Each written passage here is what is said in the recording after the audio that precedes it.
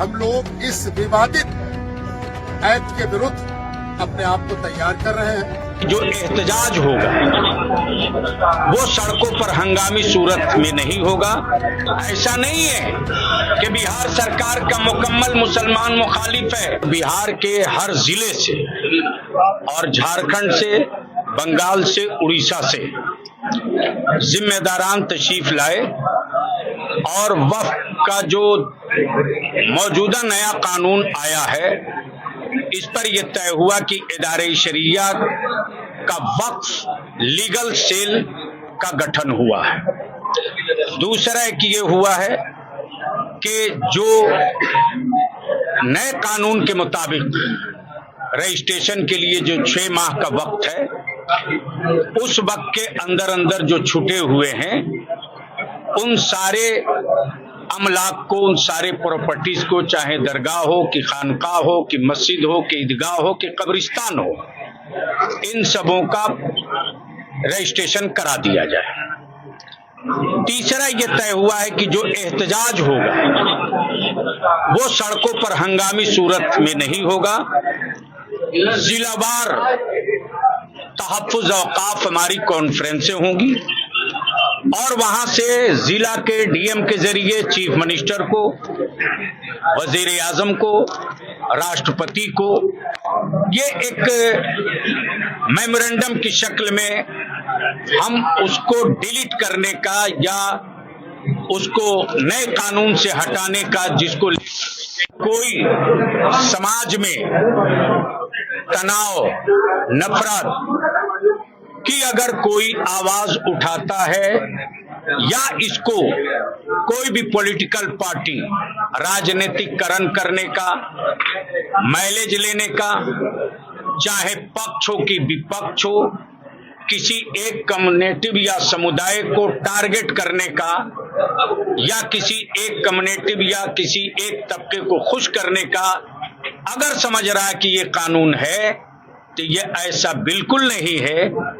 देश में जहां मुस्लिम अल्पसंख्यक इस कानून से दुखी हैं, उसी तरह से देश के हमारे बहुसंख्यक समुदाय के, मठ के लोग, मंदिरों के लोग, गिरजा के लोग और सारे अन्य मजाहिब के लोग भी दुखी हैं।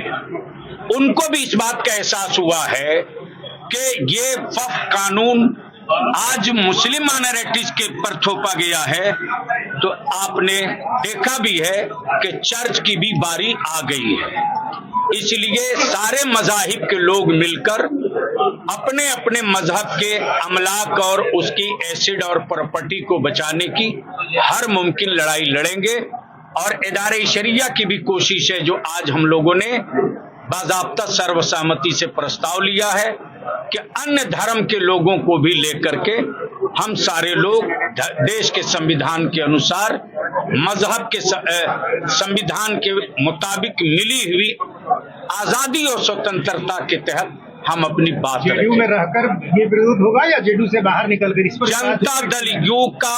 जनता दल यू का पार्टी में मैं हूं, लेकिन पहले मैं औकाफ, अमलाक, मुल्क के संविधान और आइन के सुरक्षा के लिए एक मर्तबा फिर हम नोक करेंगे कि जिन कानूनों पर, जिन एजेंडों पर दुख है, जहां से हमारी धार्मिक स्वतंत्रता, मजहबी आजादी और संविधान से टकराव वाला ये कानून है, उसको ऑर्डिनेंस के जरिए हो या